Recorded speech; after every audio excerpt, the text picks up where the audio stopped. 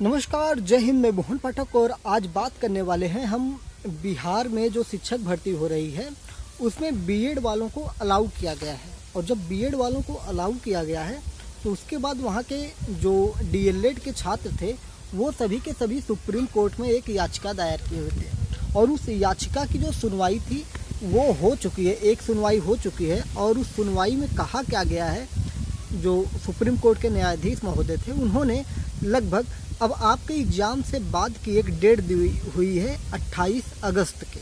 आपका एग्ज़ाम कब है? 24 अगस्त और साथ ही साथ 25 अगस्त का। तो इस सुनवाई में क्या हुआ है उन सारी चीज़ों की बात हम अभी करने वाले हैं और उससे बीएड के अभ्यर्थियों को कितना नुकसान हुआ है, क्योंकि बीएड का मामला बहुत गड़बड़ हो चुका है।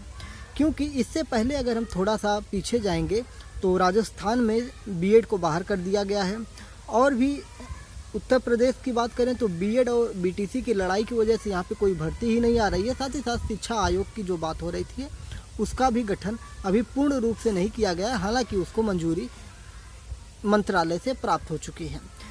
अब बात करते हैं कि क्या था पूरा मामला, कि बीएड और बीटीसी की लड़ाई क्या है। बीटीसी वालों का कहना था कि उनकी जो डिग्री है, सर्टिफिकेट है, वो स्पेशली 1 to 5 के लिए यानी कि प्राथमिक विद्यालय के लिए। लेकिन बीएड वाले जो हैं इनकी जो डिग्री होती है ये 6 to 8 के लिए होती है, यानी 6 से 8 के लिए होती है।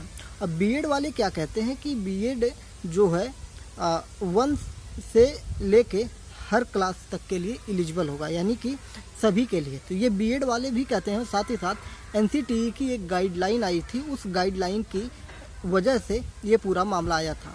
और इसकी सबसे बड़ी भर्ती अगर हम बात करें तो उत्तर प्रदेश में 69,500 की वैकेंसी आई हुई थी, जिस पर ये बीएड वालों को मौका दिया गया था योगी आदित्यनाथ की सरकार में।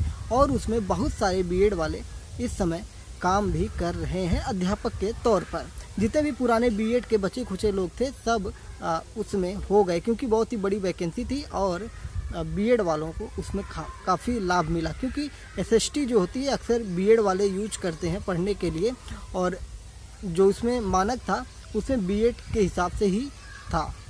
तो जैसे हिंदी थी, एसएसटी मतलब जीएस की बात करेंगे तो उसमें काफ़ी ज़्यादा पोर्शन जीएस का था, करंट अफेयर का था, तो जिसका लाभ उनको मिल जाता है। और इस वजह से ये मामला फिर गंभीराता है।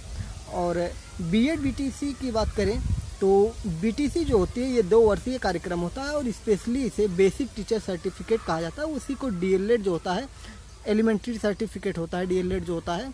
तो प्राथमिक विद्यालय के लिए बीटीसी और डीएलएड होते हैं। अब बात करते हैं राजस्थान कोर्ट ने क्या कहा था। राजस्थान कोर्ट ने बीएड के तो सीधे बाहर कर दिया था, फिर बीएड वाले सुप्रीम कोर्ट में थे, ये सारा मामला चल रहा था। अब बात करते हैं कि बिहार गवर्नमेंट को सुप्रीम कोर्ट ने आदेश क्या किया है। बिहार शिक्षक भर्ती को लेकर सुप्रीम कोर्ट ने ये कहा है कि देखिए, आप एग्ज़ाम करवा रहे हैं कोई बात नहीं है, लेकिन बीएड को आप अलाउ कर रहे हैं, जबकि बीएड का केस सुप्रीम कोर्ट में चल रहा है। तो उसके ऊपर इन्होंने बिहार सरकार से जवाब मांगा है। साथ ही साथ एनसीटीई से भी जवाब मांगा गया है सुप्रीम कोर्ट के द्वारा। एनसीटीई क्या है? एनसीटीई भारत की सभी शैक्षिक संस्थाओं के लिए योग्यता का निर्धारण करती है और उसी के कहने पर बीएड को प्राइमरी में शामिल किया गया था। एक बार पहले भी शामिल किया गया था और अब जाकर फिर से शामिल किया गया है।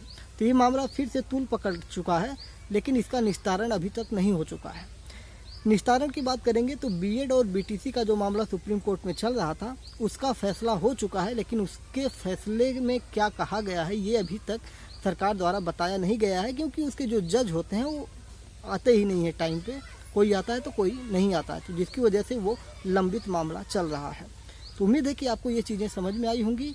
तो बिहार का पेपर तो होगा, लेकिन जो एडमिट कार्ड आएंगे या एक नया नोटिफिकेशन बिहार सरकार जारी कर सकती है कि आपका रिजल्ट जो है सुप्रीम कोर्ट के माननीय न्यायालय के आदेश के अनुसार वैध होगा, या उनके अनुसार जो भी होगा उसी को मान्य होगा।